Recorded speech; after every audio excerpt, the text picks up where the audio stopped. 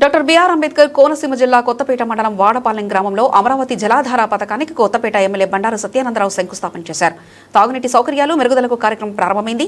ఈ పథకంలో భాగంగా సుమారు 90 లక్షల లీటర్ల సామర్థ్యంతో భారీ వాటర్ ట్యాంక్ నిర్మాణానికి శ్రీకారం చుట్టారు. గ్రామ ప్రజలకు స్వచ్ఛమైన త్రాగునీరు అందించాలనే ఉద్దేశంతో ప్రభుత్వం ఈ ప్రాజెక్టును చేపట్టిందని ఆయన తెలిపారు. గ్రామీణ పంచాయతీరాజ్ ద్వారా ఈ పనులు పూర్తయిన తర్వాత గ్రామంలో త్రాగునీటి సమస్యకు శాశ్వత పరిష్కారం లభించనుందని స్థానికులు ఆశాభావం వ్యక్తం చేస్తున్నారు. ఈ సందర్భంగా గ్రామస్తులు ఎమ్మెల్యేకు ఘన స్వాగతం పలికారు.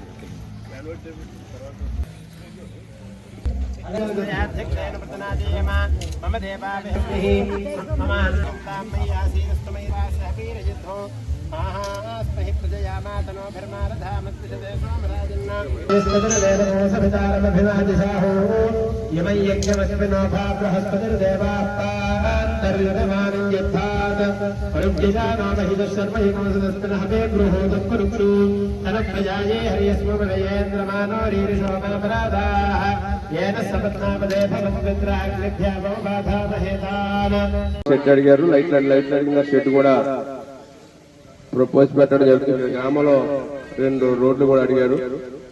300 మీటర్లు.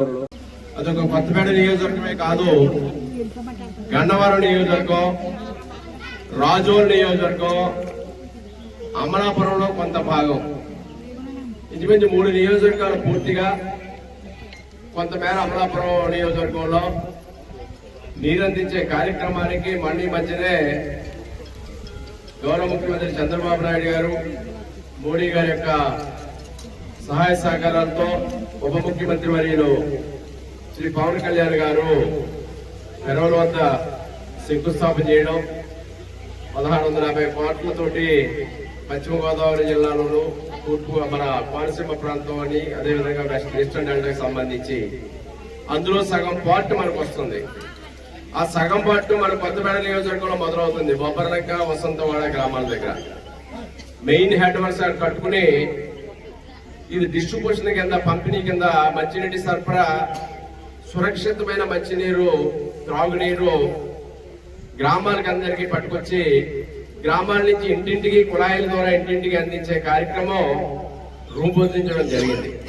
అందులో భాగంగా మన వాడపాలెంలో 90 KL ట్యాంక్, ఇక్కడ వాటర్ ట్యాంక్ కి శంకుస్థాపన చేసుకున్నాం. మన ఊరంతా చక్క పెడుతూ అక్కడ మారమ్మ మాన్యం కాలనీ పక్కన 6 లక్షల లీటర్ల స్టోరేజ్ ట్యాంక్ సంపు నిర్మాణం చేసి దాని ద్వారా దీనికి లిఫ్ట్ చేసి దీని నుంచి ఇంచుమించుగా కొత్తపేట, మందపల్లి, వాడపాలెం, వానపల్లి, బేలకూరు ఈ 5 గ్రామాలకి సరఫరా మారమాన్యంలో సంపు నుంచి చెల్లించి ఈ ట్యాంక్ నుంచి కరెక్ట్ ఇక్కడి నుంచి మనం అలా నిరంతరం వస్తూ ఉంటుంది. నిరంతరం ఇక్కడి నుంచి అన్ని ట్యాంకులకు కూడా అందిస్తూ ఉంటుంది.